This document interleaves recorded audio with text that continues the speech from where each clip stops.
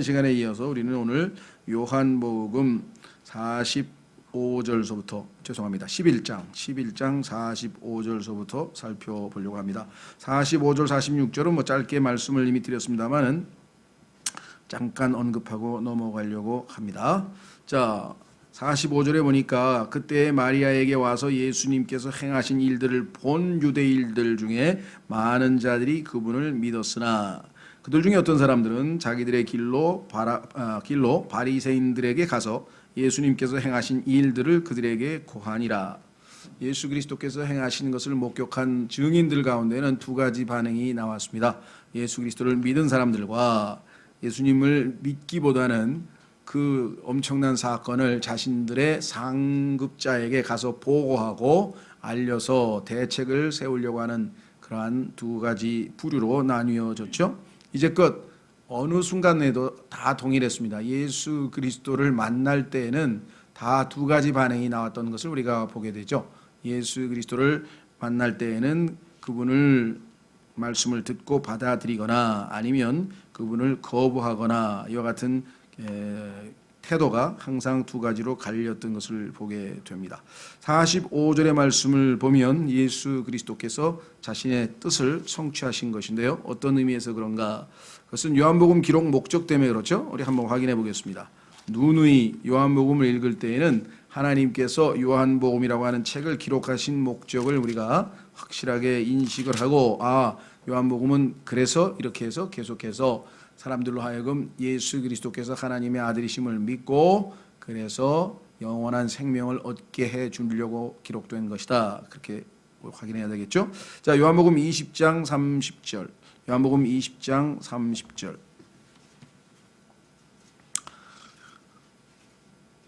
진실로 예수님께서 자기 제자들 앞에서 이 책에 기록되지 않은 다른 표적들도 많이 행하셨으나 이것들을 기록함은, 요한복음을 기록한 목적은 예수님께서 하나님의 아들 그리스도이심을 너희가 믿게 하려 하며 또 믿고 그분의 이름을 통해 생명을 얻게 하려 함이니라. 자, 그래서 요한복음 11장으로 다시 돌아오면 예수 그리스도께서 행하신 7번째 기적이었습니다. 그 기적을 성경에서는 표적이라고 그랬는데 사인이라고 그랬는데 이 사인이라고 하는 것은 의미를 부여하는 것이죠. 그래서 우리 운동할 때도 보면 야구 선수들이 투수와 포수 사이에 이렇게 사인이 오가고 또 감독이 사인을 주면 그것이 무슨 의미인지를 파악해서 거기에 따라 행동을 한다 이 말이죠. 자, 하나님께서 인간의 몸을 입고 이 땅에 찾아오신 분이 예수 그리스도신데 사람들에게는 그거는 쉽게 믿을 수 있는 내용이 아니죠. 그렇죠? 아니 어떻게 온 우주 만물을 창조하신 하나님께서 인간의 몸을 입고 이 땅에 태어난다 말인가? 그건 쉽게 믿을 수 있는 일이 아니기 때문에 거기에 대해서는 확실한 증거를 제시하지 않고서는 하나님께서 밀어붙이실 수가 없는 거죠. 그래서 여러분도 아시다시피 이 예수 그리스도가 나타나셨는데 그분은 구약에 이스라엘 백성들에게 하나님께서 보내시겠다고 약속했던 바로 그 메시아다. 그렇죠? 그리고 그분은 하나님의 아들이시다. 그래서 그분은 온 우주 만물을 창조하신 하나님께서 인간과 소통하기 위해서, 그렇죠? 하나님은 영원하시고 무한하시고 절대적인 분이신데 유한하고 나약한 인간과 만나서 소통을 하려면 그분이 인간이 되시는 길 이외에는 다른 방법이 없다는 것입니다. 그래서 그분은 스스로 인간이 되셔서 이 땅에 오셨는데 사람들에게 이것을 어떻게 입증할 수 있는 것인가? 그래서 그 중에 가장 사람들에게 어필할 수 있는 방법은 기적이라고 하는 방법을 통해서, 그렇죠? 초자연적인 역사를 통해서 이분이 하나님이시 확실하다 그랬습니다.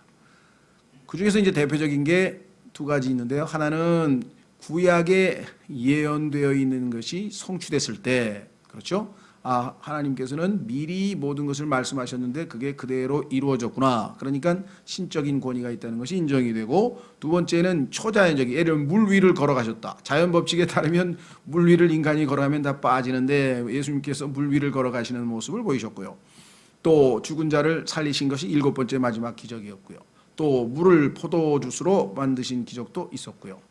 또 죽은 자를 또 살리신 것도 있었고요. 이건 여러 가지로 봤을 때 누가 봐도 이분은 하나님의 아들 맞다. 라고 인정할 수 있을 만큼의 기적은 충분히 보이셨다는 것이죠. 자, 그래서 그 7번째 마지막 기적을 보이셨는데 그 일으킨 사람의 이름은 나사로였습니다. 그런데 놀랍게도 누가복음 16장에 가면은 또 다른 나사로가 있어요. 그렇죠? 예, 그 나사로와 뭐 기회가 있으면 한번 비교해 보면 아주 재미있는 현상이 있을 터인데 오늘은 뭐 그 얘기를 하려는 것은 아니고요. 자, 기적을 통해서 죽은 자를 살리셨는데 놀랍게도 그것을 보고 이분을 믿어야 되겠다 이렇게 준비가 되어 있던 사람과 이거 큰일 났는데 왜 큰일 났습니까? 이 사람이 죽은 사람을 살렸으면 이제껏 6가지의 기적과는 차원이 다른 기적을 했는데 이러다가는 이제 사람들이 다 글로 몰려가서 이 사람이 만약에 예루살렘에서 사람들을 다 모아서 예를 들면 로마에게 반역을 한다든가 로마에게 도전을 한다든가 이렇게 되면 우리 민족이 그나마 로마 제국의 식민지 하에서 가지고 있던 여러 가지 이 권리나 여러 가지 혜택을 싹 다 잊어버리게 생겼구나. 그래서 지금 자신들의 개인적인 그런 권력을 잃어버릴까봐 자신들의 이득을 상실할까봐 지금 두려워서 빨리 가서 알려야 되겠다라고 생각을 했던 것이겠죠. 아마 이 사람들은 어쩌면 그 바리새인이나 제사장들이 종교 지도자들이 예수님의 동태를 살피라고 보냈던 그런 첩자들이었겠죠. 계속 잡으라고 보냈는데 한 번은 가더니 돌아왔어요. 왜 그러냐니까 여태까지 그렇게 말씀하시는 분은 우린 본 적이 없습니다. 뭐 손을 대지도 못하고 그냥 왔어요. 이렇게 보고를 하거나 그러니까 점점 지금 제사장들은 초조해지고 있는 상황이죠. 자, 그래서 드디어 이제 어떻게 했느냐 대책회의를 합니다. 자, 47절 이에 수제사장들과 바리새인들의 공회를 모으고 이르되 이 제사장에 보면은요 하이 프리스트라고 해서 대제사장이 한 명이 있고요. 그 밑에 chief priest라고 해가지고 수제사장들이 또 몇 명이 있고요. 또 그 밑에 제사장들이 있고요. 그래서 상당히 조직이 약간은 복잡합니다. 구약 시대에 안 태어난 게 정말 다행이죠. 그렇죠? 굉장히 복잡. 어쨌거나 하여간 그 제사장들과 그다음에 바리새인들이라고 하는 또 다른 지도 계급 중에 속해 있는 사람들이 있는데 들이 공회를 모으고 이르되 이 사람이 많은 기적들을 행하니 우리가 어떻게 하리요? 이거 이렇게 기적을 하다간 이거 우리 이제 설 입지가 너무 좁아져서 대책을 안 세울 수 없다.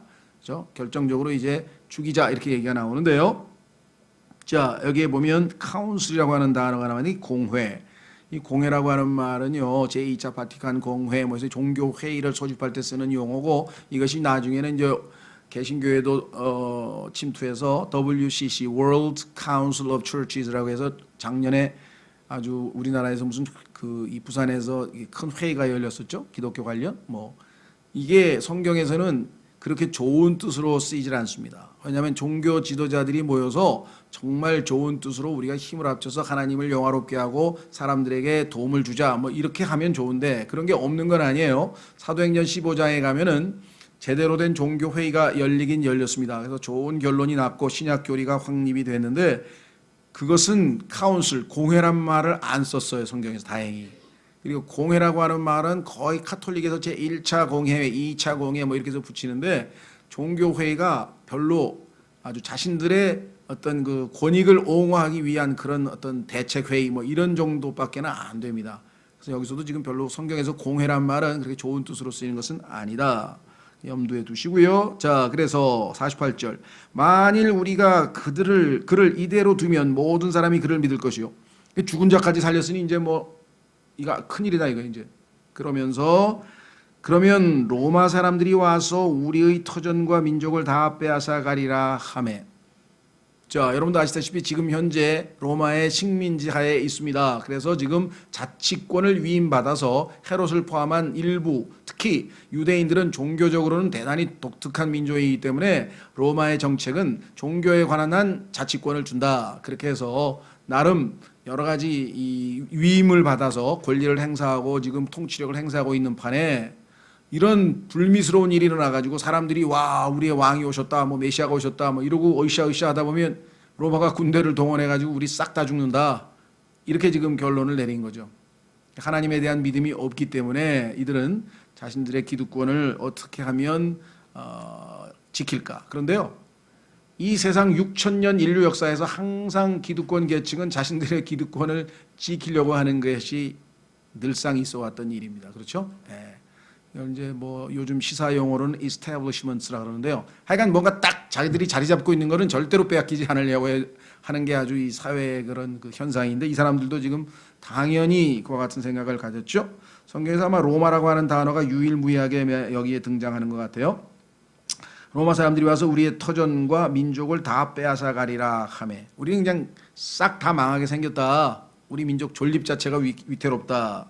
49절, 그들 중에 한 사람으로서 그 해의 대제사장인 가야바라 하는 자가 그들에게 이르되 너희가 결코 아무것도 알지 못하며 또 한 사람이 백성을 위해 죽어서 온 민족이 멸망하지 않게 되는 것이 우리에게 유익한 줄을 깊이 생각하지 아니하는도다 하더라.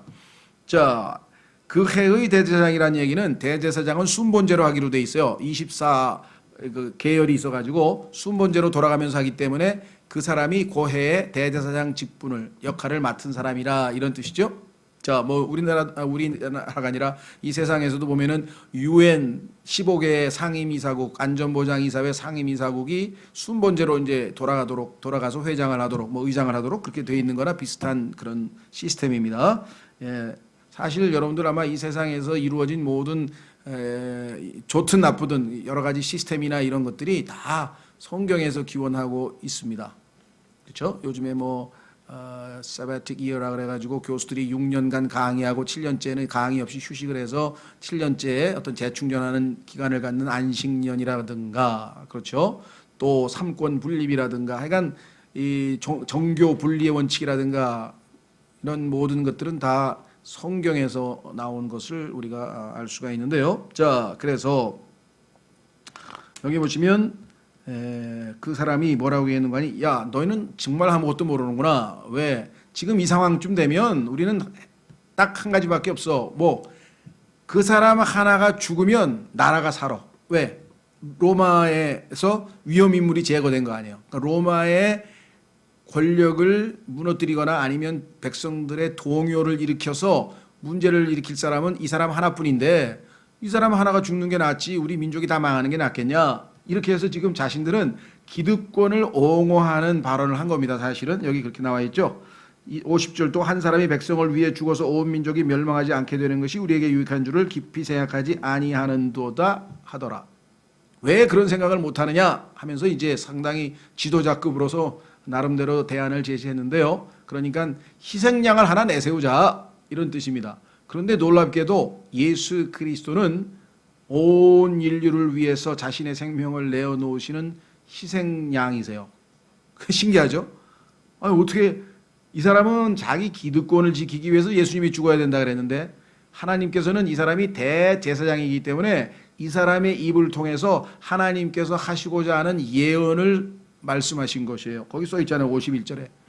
아마 나중에 이 사람은 내가 한 그 얘기가 그 얘기야? 하고 깜짝 놀랐겠죠. 왜? 자기는 지금 어떻게든 한 사람이 죽어서 우리 다 살자, 이렇게 제안을 했는데, 그것은 사실은 한 사람이, 한 죄 없는 사람이 죽어야 다른 모든 죄인들을 살릴 수 있는 유일한 방법이다. 이게 대속이고 이것을 구속이라고 하죠. 자, 51절, 그는 스스로 이 말을 하지 아니하고, 스스로 한 게 아니에요. 하나님께서 도구로 쓰신 거예요. 어떻게 알아요? 그 해의 대제사장이므로 예수님께서 그 민족을 위해 죽으실 것을 대언하되, 대신 하나님께서 이들을 통해서 말씀을 하도록 했는데, 52절, 그분께서 그 민족만을 위해 죽지 아니하고 널리 흩어진 하나님의 자녀들을 함께 모아 하나가 되게 하려고 죽으실 것을 대언하였더라. 이것을 우리가 대속의 죽음이라 그러죠. 자, 대신 예를 들면 뭐 요즘에 그런 거가 안 통하죠. 그런데 상식적 논리적으로는 맞죠. 예를 들면 어떤 사람이 병에 걸렸는데 죄를 지었는데 그 사람이 10년형을 받았다. 그런데 전도가 창창한 그 젊은 사람이 10년 동안 감옥에 고생하게 됐는데, 어머니가 가서 판사에게 제가 제 아들을 대신해서 10년 동안 그 죄값을 제가 치르겠습니다. 벌금의 경우에는 누군가가 대신 대주면 되는데, 형의 경우에는 현재 우리 법으로는 아마 그게 잘 안 되는 걸로 알고 있습니다만은, 하여간 논리적으로 봤을 때에는 누군가가 그 죄 대가를 대신 받아서 그 사람 몫으로 그렇게 벌금의 경우에는 가능하죠. 그렇죠? 예. 뭐 그 사람이 벌금을 낼 수 없는 능력이 있는데 벌금을 낼 수 있는 사람이 대신 그 사람을 위해서 내어주면 되는 겁니다. 그렇죠? 이게 대속의 원리예요. 구속의 원리고 이것을 우리가 은혜라 그래요. 왜? 그 사람 자격이 없는데 덕을 본 거죠. 친구가 예를 들면 대줬다. 실제로 실화입니다. 실화. 뉴욕의 라구아르디아라고 하는 유명한 그 이 판사가 아주 미국에서는 아주 알려진 인물인데요. 왜 그러냐면 오래된 얘기입니다. 아마 한 4, 50년 된 얘기 같아요. 그런데 하여간 너무나 유명하기 때문에 잘 알려져 있어요. 이름이 라구아르디아라고 하는 판사인데 어떤 사람이 잡혀왔어요. 그래서 재판을 해서 보니까 당신 왜 그거 빵을 왜 훔쳤냐? 그래 빵 훔치다 걸렸어요. 빵 훔치다가. 그랬더니 자식들이 굶고 있다 이래요. 그래서 자기가 어쩔 수 없었다. 뭐 이렇게 이제 얘기가 된 거예요. 그때 그 판사가 내린 게 아마 벌금이 몇 불인지 모르겠어요. 예를 들면 뭐 지금 기억이 잘 안 나는데 뭐 50불, 예를 들면 뭐 100불, 뭐 100불 벌금을 내라 뭐 이렇게 했을 거예요. 형이 유죄예요, 유죄. 명백하게 증거가 있고 본인이 입으로 자백했으니까. 근데 이 사람은 지금 돈이 없어서 빵 그거 1불짜리 빵도 살 수 없는 사람인데 100불이 어디 있어요. 그렇죠? 예. 그래서 그 판사가 벌금을 대신 내줬어요. 판사가. 그리고 한다는 소리가 앉아있는 방청객에게 이웃에 있는 사람이 아이가 굶어 죽어서 빵을 훔치는데 도대체 그 커뮤니티에서는 무엇을 하고 있었는지 당신들도 유죄 판결을 내린다. 이래가지고 다 그 즉석에서 벌금을 내라 그래가지고 돈을 모아서 뭐 몇백 불인지 모르지만 그것을 모아서 그 사람에게 주었어요.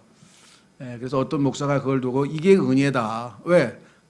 그 사람은 돈 이렇게 풀려날 정죄를 받았으니까 벌금을 내야 되는데 벌금을 낼 수 있는 능력이 없어서 다른 사람이 벌금을 대신 내줬고 또 거기다가 덧붙여서 돈을 더 많이 몇백 불을 쥐고 손으로 나갔으니까 이것이 성경에서 말씀하시는 진정한 의미의 은혜다. 이렇게 해서 그 예를 설교에서 하는 바람에 많이 알려졌는데 들어보신 적이 있으신지 잘 모르겠습니다만은 자 어쨌거나 자 다시 돌아오셔서 그래서 52절에 그분께서 그 민족만을 왜 죽지 아니하고 왜 그분은 이스라엘 민족만 위해서 오신 건 아니죠. 사실은 여러분도 아시다시피 그 이후에 이제 복음이 모든 민족에게 다 전달돼서 누구든지 주 예수 그리스도를 구원자로 받아들이는 모든 사람에게 이제 생명을 주시고 구원자가 되실 것을 말씀하셔서 그 예언을 자기도 모르게 해버린 셈이다. 52절 그분께서 그 민족만을 위해 죽지 아니하고 널리 흩어진 하나님의 자녀들을 함께 모아 하나가 되게 하려고 죽으실 것을 대언하였더라. 근데 그 대언이 그대로 성취됐죠. 십자가에서 예수 그리스도께서 죽으시고 난 다음에 오순절 성령 부활하시고 오순절 성령께서 임하시고 복음이 유대인들에게 먼저 전파되고 유대인들의 거부로 인해서 사도행전 7장의 스데반의 마지막 설교와 더불어서 이제 본격적으로 복음은 여기 나와 있는 흩어져 있는 사람들에게 전파돼서 온 세계의 모든 피조물에게 전파되었다라고 성경에 써 있습니다. 53절 이에 그들이 그날부터 그분을 죽이려고 함께 의논하니라. 대제사장이 우리로 치면 뭡니까? 예, 어심이 이제 정해진 거야. 어심. 그 뭐냐면 죽여야 된다 이거야. 방법은 없다 이거야. 우리가 살려면 저 사람이 대신 죽어야 된다. 그래야 로마가 우리를 멸망 안 시키지. 그럼 우리 다 죽는다. 자기도 모르게 그렇게 예언을 했는데 자 54절 그러므로 예수님께서 다시는 유대인들 가운데 드러나게 다니지 아니하시고 거기를 떠나 광야에 가까운 시골로 가서 에브라임이라 하는 도시로 들어가 거기서 자기 제자들과 함께 머무르시니라. 이것은 예수님께서 뭐 목숨을 구출하기 위해서 어디 숨었다는 뜻이 아니고요. 하나님께서 정한 타임 스케줄이 있어요. 그렇죠? 자 12장 1절 보세요. 12장 1절 그 뒤에 예수님께서 유월절 엿새 전에 베다니에 이르셨는데 예수님께서는 네 번째 유월절 다시 말해 성경에 나오는 첫 번째, 두 번째, 세 번째 그래서 만 3년이 지나고 이제 네 번째 유월절에 유월절 어린 양이 스스로 되기 위해서 지금 그렇죠 온 인류를 대신해서 죽으실 것을 지금 알고 그 스케줄에 맞춰서 움직이는데 이들이 지금 잡아서 죽이려고 하니까 아직은 타이밍이 아니라는 거죠. 그래서 예수님께서 잠시 피해 있어서 그 시간을 맞추고자 지금 피해 계신 것으로 54절에 나온 것입니다. 자, 그러므로 예수님께서 다시는 유대인들 가운데 드러나게 다니지 아니하시고, 그러면 잡히시니까 거기를 떠나 광야에 가까운 시골로 가서 에브라임이라는 도시로 들어가 거기서 자기 제자들과 함께 머무르시니라. 자, 여기서 이제 에브라임이라고 하는 도시 이름이 나왔는데, 사실은 여러분 잘 아시는 것처럼 에브라임은 도시의 이름이 아니라 원래는 지파의 이름이죠. 그 지파의 이름에 앞서 사실은 요셉이라고 하는 야곱, 즉 이스라엘이라는 이름을 받은 야곱의 12아들 중에 11번째 아들이 요셉이고, 그 요셉이 아시다시피 저 이집트로 팔려가 가지고 거기에서 이제 이집트의 총리가 됐고, 이집트의 총리가 된 요셉이 거기서 낳은 아들들이 있는데 그 아들들의 이름이 므낫세, 에브라임 이렇게 됩니다. 그렇죠. 그래서 그 두 아들의 이름 중에 하나인데, 그래서 요셉은 지파가 둘로 쪼개져서 요셉 지파는 므낫세 반지파 이렇게 돼 있고, 또 에브라임도 있고 므낫세도 있고, 그래서 두 지파를 거느리게 됐고, 레위 지파는 그 지파로서의 역할을 빼고 제사장 역할만 했고, 그래서 이게 좀 구약의 제도가 상당히 복잡합니다. 나중에 가면 이스라엘 12지파의 명단이 나올 때 보면 어떤 때는 레위 지파가 빠지고, 어떨 때는 단 지파가 빠지고, 어떨 때는 에브라임 지파가 빠지고, 이거 굉장히 어려워요. 해석이 또 분분하고. 그래서 저희가 그 복잡한 얘기를 여기서 하려고 하는 얘기는 아니고, 다만 에브라임인데 그런 지파의 이름을 따서 지은 도시가 있어요. 예를 들면 저는 깜짝 놀랐어요. 그런 도시가 있는지 잘 몰랐는데, 캐나다에 보니까요, 파리도 있고 런던도 있고, 캐나다에 있는 도시 이름인데 뭐 파리, 런던 그러더라고요. 그래서 난 처음에는 여기 파리입니다. 그래서 파리라니요? 캐나다 아니에요? 그랬더니 캐나다의 토론토 근처에 있는 소도시, 위성도시가 파리가 있어요. 2시간 정도 떨어진데, 거기에 있는 형제 중에 이제 우리 공부하는 형제가 연락을 했는데 깜짝 놀랐어요. 또 어떤 사람이 또 제 후배가 우린 런던에 있어. 캐나다에 런던이라는 도시가 또 있어요. 근데 이런 게 알고 보니까 엄청나게 많아요. 서양은 동일한 이름 중에. 그렇죠? 필라델피아 같은 경우도 성경에 나오는 7교회에 보낸 편지의 6번째 교회가 필라델피아고, 소아시아 에베소, 소위 말하면 터키에 있는 도시 이름인데 그게 지금 미국에 가면 필라델피아 이런 식으로 돼 있잖아요. 그런 것들 중에 하나입니다. 그러니까 여기서 에브라임에게 그 의미를 너무 부과할 필요는 없을 것 같아요. 그냥 도시 이름이 하나다. 근데 어떤 분은 이제 이 에브라임을 구약에서 탁 뒤져가지고 그 의미를 계속 분석을 해가지고 거기다가 이제 예수님께서 왜 이 에브라임이라는 이름의 도시로 갔느냐, 막 이거를 조금은 추정해서 막 엄청 설명을 해놨더라고요. 근데 그 설명을 시도하려고 하는 의도는 이해하겠어요. 왜?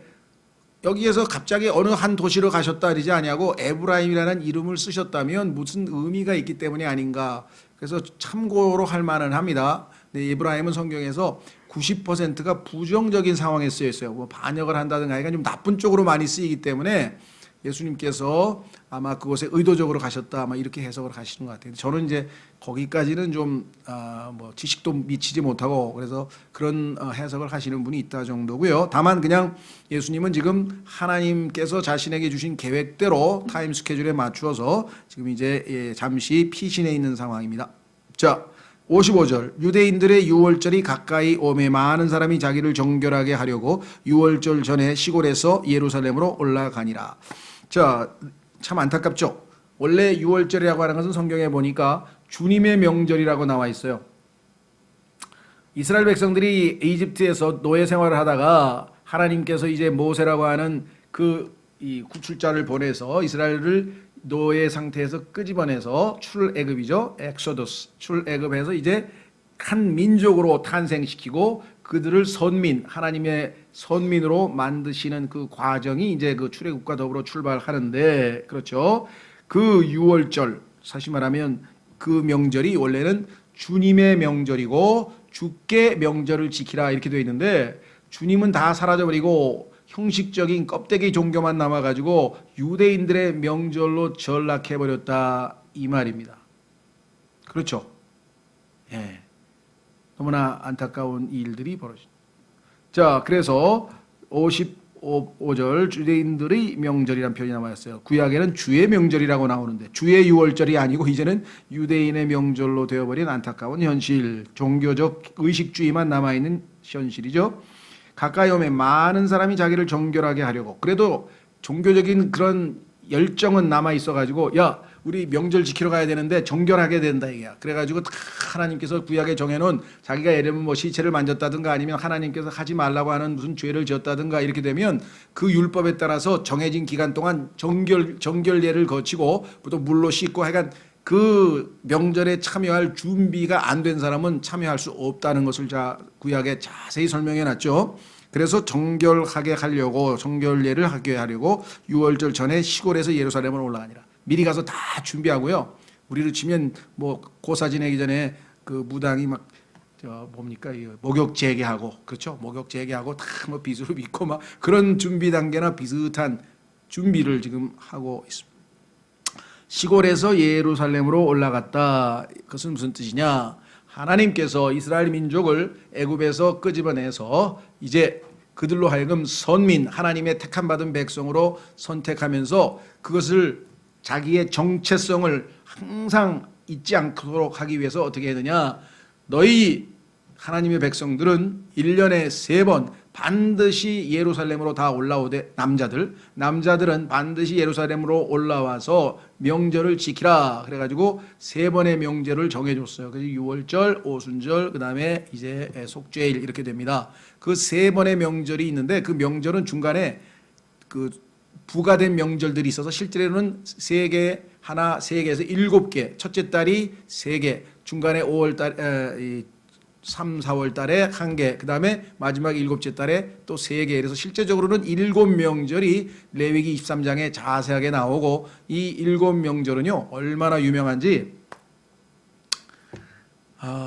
유대인들은 뭐 말할 것도 없고, 심지어 그 중에서 6월절 유대인들이 가장 뭐랄까요, 최고의 명절로 치는 것이 속죄일이에요. 그 속죄일은 히브리어로 욤키퍼라고 합니다. 욤키퍼.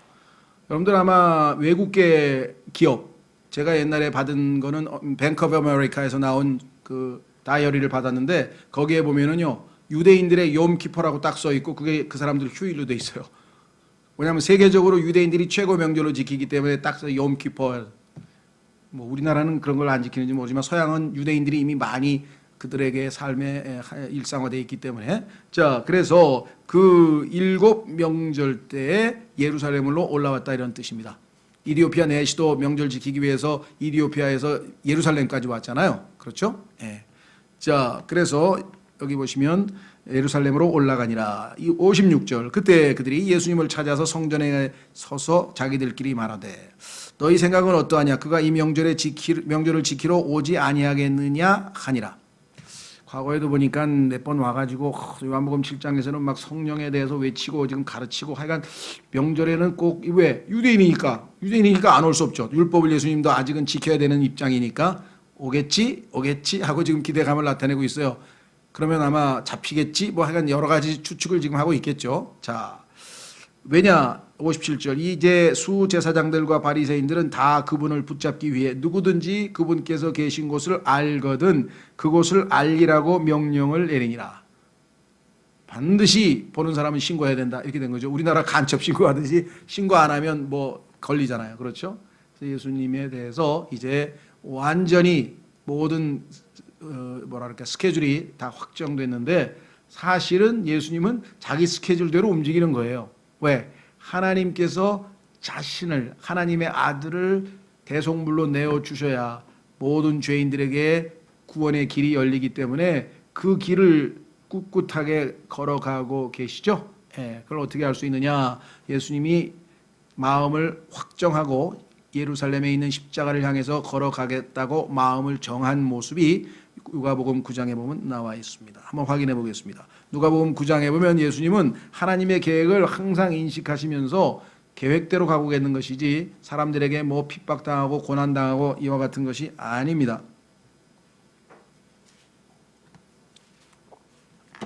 누가복음 9장에 보시면은요.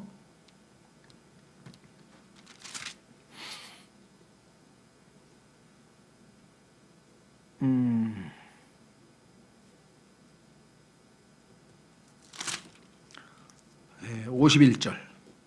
누가복음 9장 51절에 보면은 이제 예수님께서는 하나님께서 정하신 때가 왔구나. 내가 유월절 어린 양으로 내 자신을 십자가에 내어줘야 되겠다. 그런 각오를 다지시는 장면이 누가복음 9장 51절에 나옵니다. 그분께서 위로 올려져서 영접받으실 때가 이르매.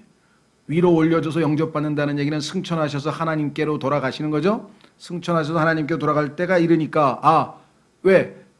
죽으시고 장사되시고 사흘 후에 부활하시고 40일 동안 제자들을 가르치시고 그 다음에 어떻게 됐어요? 올라가셨잖아요. 그렇죠? 예, 그래서 성령께서 오순절날 50일째 되는 날 내려오셨죠. 자, 그래서 친히 예루살렘으로 가시려고, 이 얘기는 십자가를 지시기 위해서 가시는 겁니다. 자기 얼굴을 고정하시고 라고 해요. 고정. 얼굴을 고정하셨다는 얘기가 구약 성경에서는 뭐라고 되어 있냐면요, 부싯돌, 딱딱한 부싯돌처럼. 그러니까 우리도 근데 뭐 굳은 각오를 했는데도 하여가 올림픽에서는 졌지만 딱 아주 이를 악물고 이제 난 간다. 이제 딱 그래서 십자가를 향해서 아버지의 말씀에 순종해서 내 생명을 내어놓겠다 하고 지금 굳은 의지를 표현하는 모습이 여기도 나오고, 구약에서는 그 얼굴의 모습이 부싯돌같이 굳어 아주 단단한 모습으로 묘사되어져 있습니다.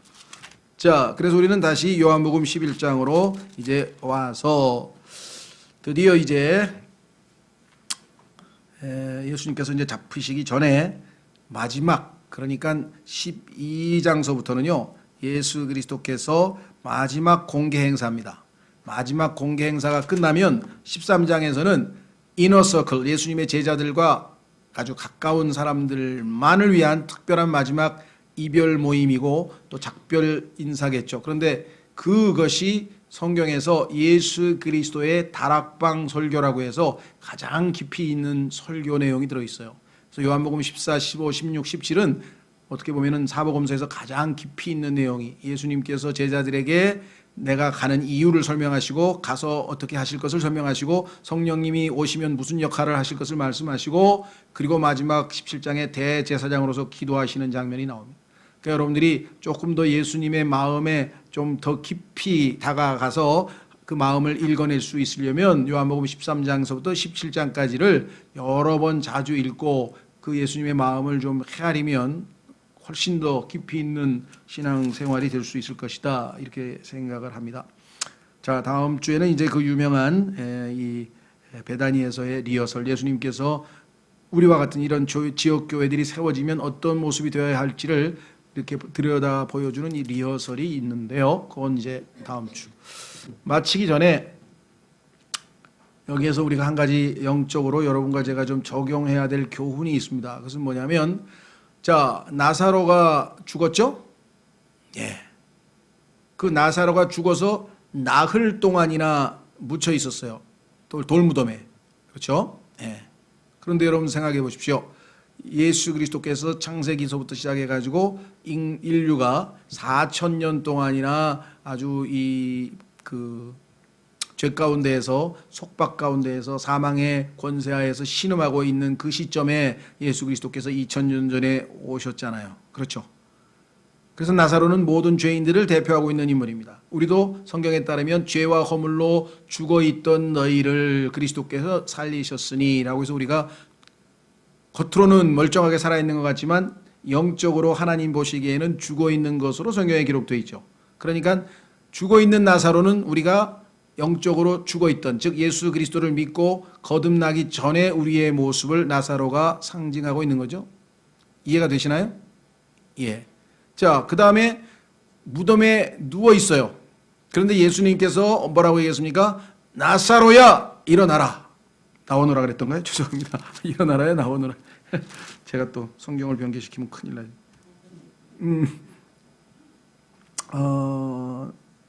어떻게 됐어요? 나오라 그랬군요. 43절. 43절에 come forth. 나사로야 나오라 했을 때 어떻게 일이 벌어졌냐? 죽은 자가 수위로 손발이 묶인 채 나오는데, 수위로 뚫뚫뚫 말아놨는데 묶인 채로 나오는데 그의 얼굴은 수건으로 묶였더라. 예수님께서 그들에게 이르시되 그를 풀어주어 그가 다니게 하라 하시니라. 자, 여러분 어떻게 생각하세요? 예수 그리스도를 믿고 구원은 얻어서 수의를 동인 채 과거의 옛 생활을 몸에 덕지덕지 붙인 채 일어는 났어. 나오기는 나와. 수건은 얼굴로 덮고. 이러고 지금 그죠? 산 건지 죽은 건지 그냥 하여간 그런 식으로 우리의 영적 어린아이의 모습이 여기 나와 있어요. 영적으로 누군가의 도움이 절대적으로 필요한 상태에 있는 경우. 그렇죠? 이해가 되세요? 그래서 이들을 도우시려면 어떻게 되는가? 예수님께서 말씀하시기를 그를 풀어주어 그가 다니게 하라. 그래서 교회에서 영적으로 아직 어린 사람들은 지체들을 통해서 사람들을 사용해서 하나님께서 믿음을 세워주시는 거예요. 그렇죠? 그렇게 되면 성장하면서 어떤 일이 벌어지는가? 12장으로 가보세요. 12장에 가면은요, 이제 나사로가 엄청나게 사람들에게 아주 증인의 노릇을 합니다. 요한복음 12장 1절, 그 뒤에 예수님께서 유월절 엿새 전에 베다니에 이르셨는데 거기에는 이미 죽었던 나사로 곧 그분께서 죽은 자들로부터 살리신 자가 있더라. 우리도 그 언젠가 예수님으로 말미암아 거듭난 순간, 살림을 받은 순간이 있었죠. 에베소서 2장에서는 죄와 허물로 죽었던 너희를 그리스도께서 살리셨느니라. 살림받은 순간이 있었어요. 여기 나와 있잖아요. 그 살리신 자가 있었는데 2절, 그들이 거기서 그분을 위해 저녁 식사를 베풀었는데 이제는 교제에도 똑 참석해서 한 역할을 담당합니다. 마르다는 섬기고 나사로는 그분과 함께 상에 앉은 자들 중에 있더라. 함께 교제에 참여하고 있는 나사로의 모습, 그뿐이 아니라 밑으로 내려가면 9절, 그러므로 유대인들 중에 많은 사람들이 그분께서 계신 줄을 알고 오니 이것은 예수님 때문만이 아니요 그분께서 죽은 자들로부터 살리신 나사로도 보고자 함이더라. 영적으로 살아나서 사람들에게 저 사람 왜 그래 갑자기, 그래서 관심을 끌고, 그래서 결국은 그 나사로가 증인으로서 역할을 감당하고 있죠. 예. 자, 그래서 10절 11절 이런 일도 벌어지네요. 그러나 수제사장들이 나사로도 죽이려고 협의하였으니 이는 그로 인해 유대인들 중에 많은 자들이 가서 예수님을 믿었기 때문이더라. 이 사람 때문에, 이 부활해서 죽은 사람, 죽었다 살아난 사람 때문에 우리가 많은 사람들이 다 그에게로 가는구나. 이래서 지금 박해가 또 다가오는 모습을 보게 됩니다. 어쨌거나 나사로가 죽어 있다가 그 다음에 수의를 독인 채로 걸어 나와서 살아있는 모습과 그 다음에 교제에 참여해서 활발하게 교회 생활하고 있는 모습을 봤을 때 우리가 바로 이 과정을 지금 진행해 가고 있는 중이다. 그렇죠? 예, 그래서 나사로의 그 모습은 우리 자신의 모습을 상징적으로 보여준다. 이렇게 말씀드릴 수 있습니다. 자, 이제 기도하겠습니다. 여러분과 제가 잠깐 오늘 주신 말씀을 통해서 이 나사로가 그렇죠? 살리심을 받고 사람들에 의해서 풀어져서 걸어 다니면서 이제 증인으로서 주님과 함께 교제하고 생활하는, 뭔가 하나님의 왕국의 수립에 기여하고 하는 모습을 통해 봤을 때 우리도 부지런히 잘 성장하고 또 우리를 대신해서 생명을 주신 그 주님과 동행하는 그런 복된 교회 생활이 되었으면 좋겠습니다. 이를 위해서 잠깐 기도하겠습니다.